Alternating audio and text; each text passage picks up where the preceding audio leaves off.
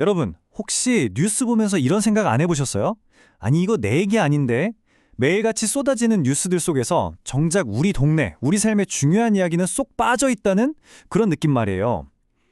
만약에요, 그 뉴스를 우리, 바로 시민들이 직접 만들 수 있다면 어떨까요? 오늘 우리가 깊이 파고들 주제, 공공저널리즘은 바로 이 질문에서부터 시작됩니다.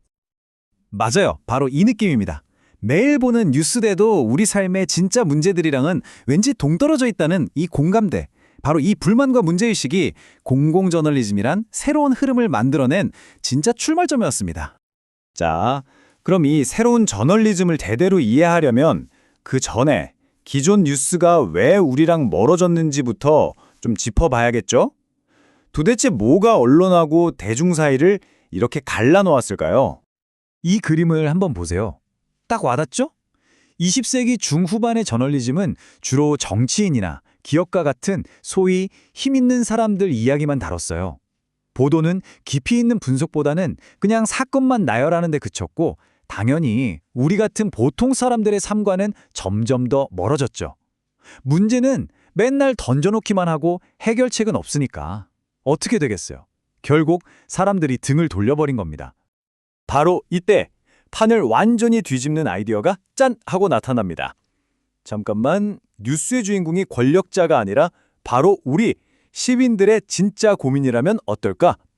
이것이야말로 공공저널리즘을 싹 틔운 정말 혁신적인 질문이었습니다. 이 아이디어의 뿌리를 쭉 따라가다 보면요, 아주 오래된 그러면서도 정말 중요한 철학 논쟁이랑 딱 마주치게 됩니다.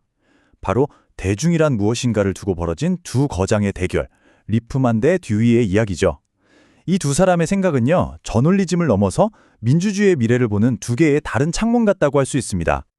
자, 이 두 사람의 핵심적인 차이가 뭐냐면요.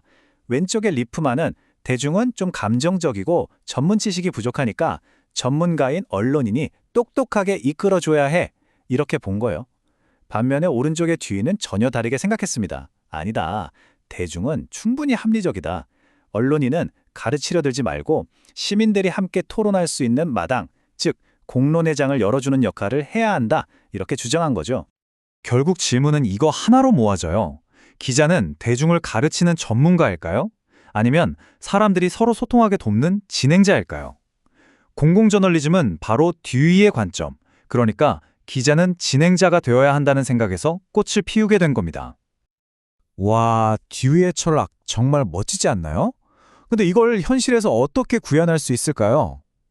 자, 이제부터는 언론학자 제이 로젠이 정리한 공공저널리즘의 실전 가이드를 한번 들여다보겠습니다. 공공저널리즘이 만들고 싶은 최종 그림은 딱 하나, 바로 이 공론장입니다. 이게 뭐냐면요, 몇몇 전문가나 정치인만 떠드는 곳이 아니라 우리 같은 평범한 시민들이 다 같이 모여서 우리 사회 문제를 놓고 자유롭게 이야기하고 해법을 찾아가는 그런 열린 광장을 말하는 거예요. 이게 핵심입니다. 그럼 이 광장은 어떻게 만드냐? 딱 3단계로 볼 수 있어요. 첫째, 그냥 감으로 하는 게 아니라 설문조사나 인터뷰 같은 과학적인 방법으로 시민들의 진짜 속마음을 듣는 겁니다. 둘째, 그 이야기를 토대로 시민, 전문가, 이해관계자들을 한자리에 모으는 거죠. 마지막으로 언론은 이 토론이 그냥 싸움으로 끝나지 않고 뭔가 건설적인 방향으로 가도록 이끌어주는 역할을 하는 거고요. 근데 여기서 진짜 중요한 포인트가 있어요. 로제는요, 이 과정의 목표가 꼭 완벽한 정답을 찾는 건 아니라고 말해요. 설령 뾰족한 수가 안 나오더라도 이렇게 다 같이 모여서 머리를 맞대고 고민하는 그 과정 자체가 진짜 민주주의를 건강하게 만드는 거다, 이겁니다. 하지만 이렇게 언론이 적극적으로 나서다 보니까 바로 거센 비판에 부딪히게 됩니다. 저널리즘의 가장 신성한 가치라고 할 수 있는 객관성을 해친다는 공격이었죠. 비판의 핵심은 간단해요. 기자는 심판이지 선수가 아니다, 이거죠. 문제 해결에 너무 깊이 들어가고 대중이랑 가까워지다 보면 감정적으로 휘둘려서 공정함을 잃게 될 거라는 아주 날카로운 지적입니다. 자, 이 비판에 대해서 마여라는 학자가 정말 흥미로운 반론을 내놓습니다. 여러분, 우리가 생각하는 객관성의 정의가 틀렸을 수 있습니다. 이렇게요. 객관성은 기자의 쿨한 태도가 아니라 투명하게 공개할 수 있는 과정, 즉 매뉴얼의 문제라는 겁니다. 이건 뭐 객관성에 대한 판을 완전히 뒤집는 생각이었죠. 이게 바로 방법론적 객관주의라는 건데요. 비유하자면 이런 거예요. 셰프가 개인적으로 한식을 좋아하는지 양식을 좋아하는지는 중요하지 않잖아요. 중요한 건 그 사람이 깨끗한 주방에서 정해진 레시피대로 요리를 했느냐는 거죠. 기자도 마찬가지라는 겁니다. 기자의 개인적인 감정이 아니라 취재하고 분석하는 그 모든 과정이 과학처럼 투명하고 검증 가능하다면 그게 진짜 객관성이다 라는 주장이에요. 자, 이론 얘기는 이쯤 하고요. 이제 이 뜨거운 논쟁이 실제 현장에선 어떤 결과를 만들어냈는지 성공과 실패, 너무나도 다른 두 가지 사례를 통해 직접 확인해 보시죠. 이 표를 보시면 한눈에 들어옵니다. A지역 신문사는요, 높은 범죄율 문제를 풀기 위해 아주 체계적인 과정을 만들었어요.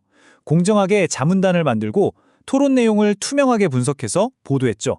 결과는요, 보시다시피 범죄율이 뚝 떨어지는 대성공이었습니다. 그런데 B지역 신문사는 어땠을까요? 지역 경제를 살리자는 주민들의 열망에 그냥 같이 휩쓸려 버린 거예요. 전문가들이 이거 위험하다고 경고했는데도 무시하고 희망회로만 돌리는 보도를 한 거죠. 그 결과는 처참한 실패였습니다. 이 두 사례의 결정적인 차이, 이제 보이시죠?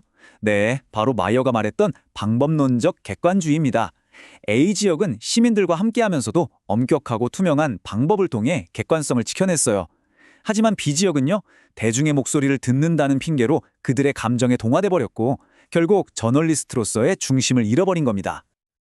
자, 오늘 우리는 공공저널리즘이라는 하나의 흥미로운 실험을 살펴봤습니다. 물론 이게 모든 문제의 만병통치약은 아닐 거예요. 하지만 이 질문만큼은 우리 모두에게 깊은 울림을 줍니다. 이렇게 분열과 불신이 심한 시대에 언론은 그저 문제만 툭 던져놓고 비판하는 감시자에 머물러야 할까요?